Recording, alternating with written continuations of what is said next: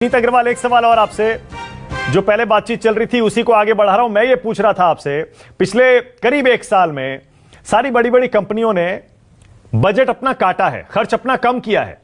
मैं आपसे ये पूछ रहा हूं, आज के बजट के बाद कुछ जेब ढीली करेंगे क्या?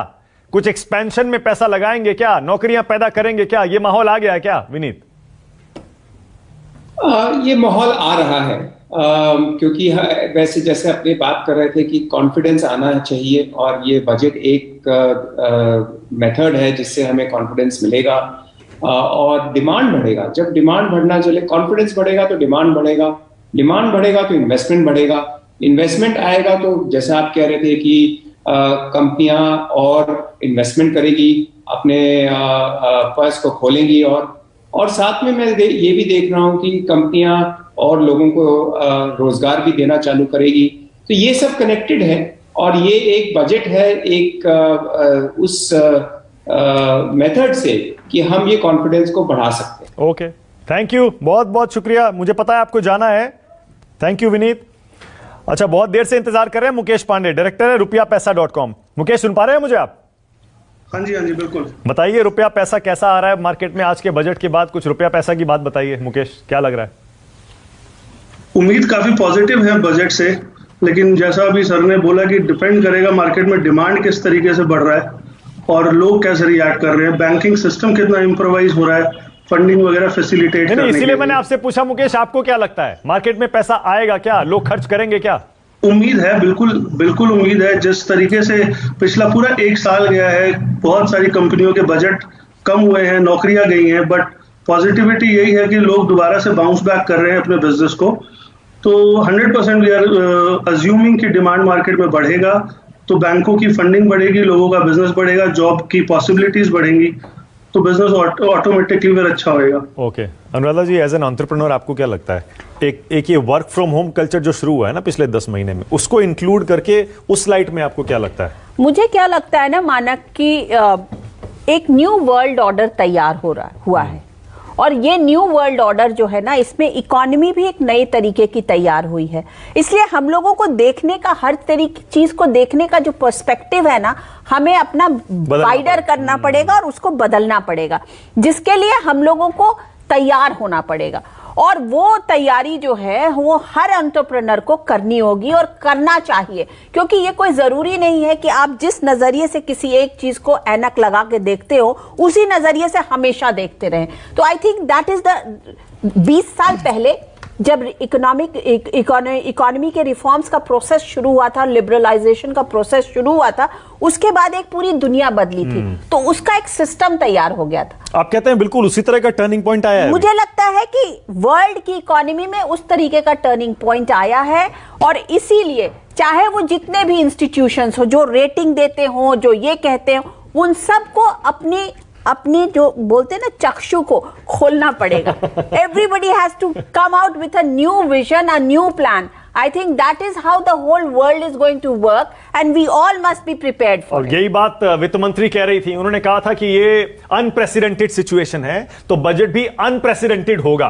क्या ये अनप्रेसिडेंटेड बजट था? निरंजन हिरनंदानी मेरे साथ जुड़ गए हैं। कौन नहीं जानता निरंजन जी को? स्वागत है न्यूज 24 पर। हाउ आर यू, कैसे हैं आप निरंजन जी? बहुत खुश हुई आपसे मिलके।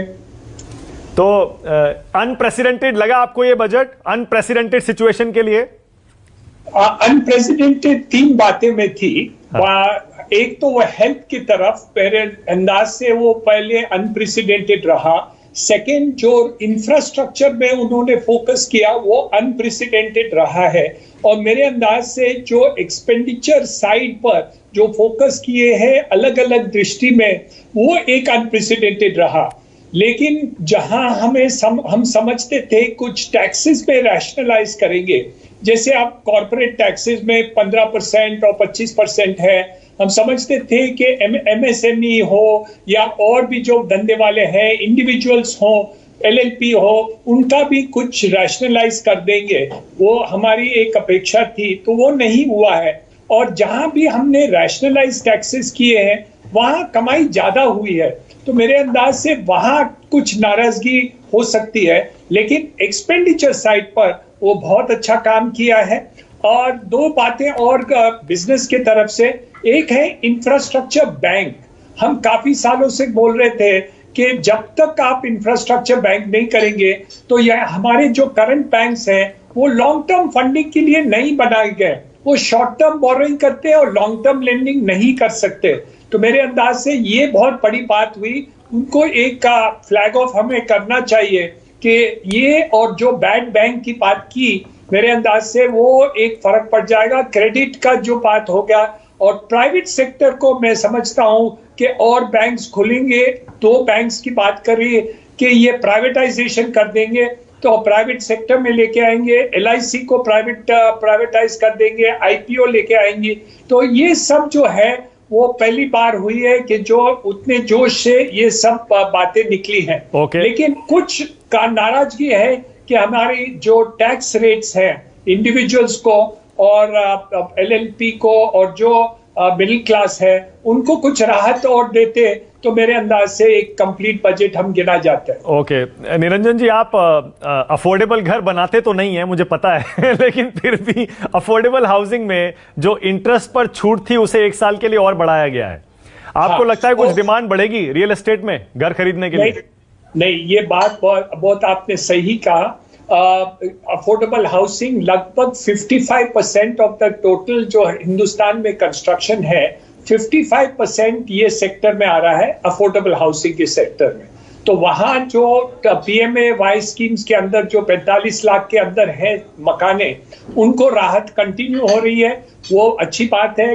और जो महाराष्ट्र सरकार ने स्टैंप ड्यूटी कम कर दी, अब 3% है, और अफोर्डेबल हाउसिंग PMAY स्कीम के अंदर 1,000 रुपया सिर्फ है स्टैंप ड्यूटी। ये बहुत कम लोग को जानकारी है, लेकिन ये PMAY स्कीम के अंदर, अफोर्डेबल हाउसिंग स्कीम के अंदर 1,000 रुपया ही स्टैंप ड्यूटी गिना जाता है।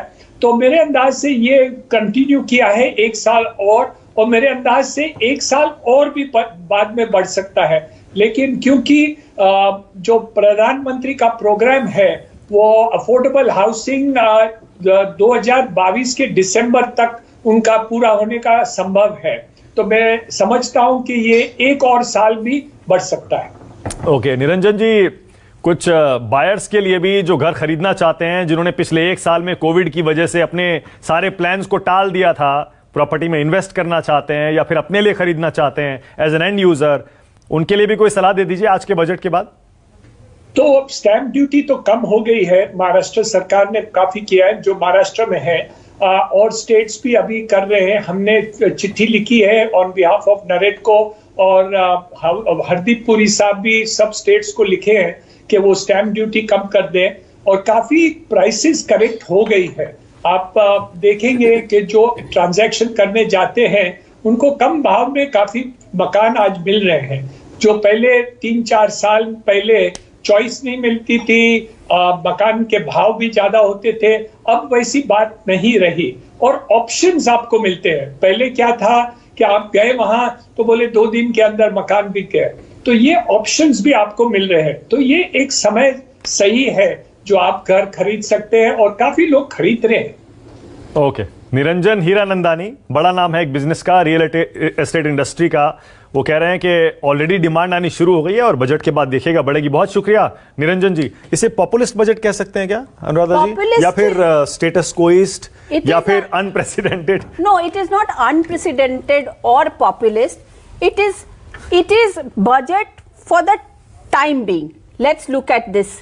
मैं इसको as budget for the time being बोलूंगी। मुझे सिर्फ एक चीज और कहनी है कि जब बजट बनता है और उसके साथ नई पॉलिसीज अनाउंस होती है तो उसके साथ SOP भी आना चाहिए। जब प्रॉब्लम जो अपने देश की है ना मानक, वो ये है कि हमारे यहाँ पॉलिसी तो बन जाती है लेकिन उसका SOP नहीं बनता है, जिसके कारण जो जहां पे जो बैठा होता है वो अपने हिसाब से उसको ट्वीक करता है या अपने हिसाब से उसको इंटरप्रेट करता है। This is the biggest problem that country like ours faces, क्योंकि हर स्टेट में अलग अलग रूल है, अलग अलग पॉलिसीज है, और उसके कारण हम जो लोग हैं ना वो उसी में फंसे रहते हैं। और तो कौन bell, who will catch bell the cat वाली चक्कर में हमारे चीजें बहुत फैल जाती हैं। क्या कह रहे हैं? मैं समझता हूं कि ऐसा बजट बनाना मुश्किल ही नामुमकिन है जिसमें हर तबके को निराशा हो और हर तबका समझे कि मेरे लिए बर्बादी आ रही है। ये नहीं हो सकता। लेकिन निश्चित रूप से किसानों के जहां तक सवाल है, मुझे लगता है क्लियर रोड मैप नहीं है। इंफ्रास्ट्रक्चर बढ़ाने की बात की जा रही है। अभी अखिलेश जी कह रहे थे कि एक्सप्रेस वेज जो है उसके लिए एलोकेशन रखा गया है इस बजट में, लेकिन एक्सप्रेस वे से हम देखते हैं कि बड़े बड़े शहरों को कनेक्ट करता है और इससे मल्टीनेशनल को फायदा होता है। अगर आप चाहते हैं कि छोटे किसानों को फायदा हो तो मुझे लगता है रूरल इंफ्रास्ट्रक्चर डेवलपमेंट करने की जरूरत है। उस पर एक रोड मैप बनाना चाहिए, जैसे वेयर हाउस कैसे बनेंगे, किस तरह नए टेक्नोलॉजी कैसे आएगा, कम्युनिटी पार्टिसिपेशन में कैसे खर्चा किया जाएगा, ये नहीं है। एक दूसरी कंसर्न मैं शेयर करना चाहूंगा, वो ये है कि देखिए हमने एक एक्सप्रेस वे में कहा बड़े बड़े शहरों में ट्रांसपोर्ट के लिए इन्वेस्टमेंट किया जाएगा, मेट्रो के लिए है, सेकंड टियर सिटीज में है। पिछले सेंसस में नए शहर 3,500 बने। ये इन ऐसे छोटे शहर हैं जहां पर इंफ्रास्ट्रक्चर ऐसा है कि सेंसस कमिश्नर कहता है कि ये स्लम के बराबर है सारा शहर, उसके लिए कुछ नहीं रखा गया। ये बड़े शहरों पर ये है, मुझे लगता है ये सही। क्योंकि आपको जाना है, क्लोजिंग कमेंट, आपको मिडिल क्लास के बारे में कुछ कहना है? निराश होगा मिडिल क्लास? जैसे अनुराधा जी कह रही है जैसा था वैसा ही छोड़ दिया गया है मिडिल क्लास को। देखिए मैं बिल्कुल ये नहीं कहूँगा, या उसने राहत की सांस ली होगी, चलो अच्छा है कोई और एक्स्ट्रा टैक्स नहीं लगाया। नहीं, देखिए पॉजिटिव पॉइंट्स यही है कि कोई एडिशनल टैक्स नहीं आया है, और थोड़ा सा नेगेटिव ये है कि जो चीज़ें एक्सपेक्टेड थी वो नहीं आई है, लेकिन इसका मतलब ये नहीं है कि बजट से पूरी तरह से निराशा है। जिस तरह से फ्यूचर इन्वेस्टमेंट्स को देखते हुए बजट में बहुत सारे खर्चे को बताया गया है, उससे देख के लगता है कि बहुत सारी जॉब अपॉर्चुनिटीज़ आने वाली हैं, लोगों को अच्छी जॉब मिलने वाली हैं। अच्छी जॉब मिलने का मतलब है उनके पास अच्छा पैसा आएगा और वो उसको खर्च कर पाएंगे। तो पूरी तरह निराशा नहीं है, लेकिन ये है कि एक इमीडिएट रिलीफ नहीं है। जो हम एक्सपेक्ट कर रहे थे कि बजट देगा, वो एक इमीडिएट रिलीफ नहीं आया है। ओके, ऑलराइट, एक ब्रेक लेना पड़ेगा मुझे, लेकिन न्यूज़ 24 पर बजट की एक एक डिटेल आपको बताते रहेंगे आपकी भाषा में। छोटा सा ब्रेक। नमस्कार, मैं हूं मानक गुप्ता। अगर आपको हमारा ये वीडियो पसंद आया हो तो इसे लाइक और शेयर जरूर करें, और हां, हमें सब्सक्राइब और फॉलो करना ना भूलें ताकि आप देश और दुनिया की कोई खबर मिस ना करें। तो जुड़े रहिए हमारे साथ और देखते रहिए न्यूज़ 24।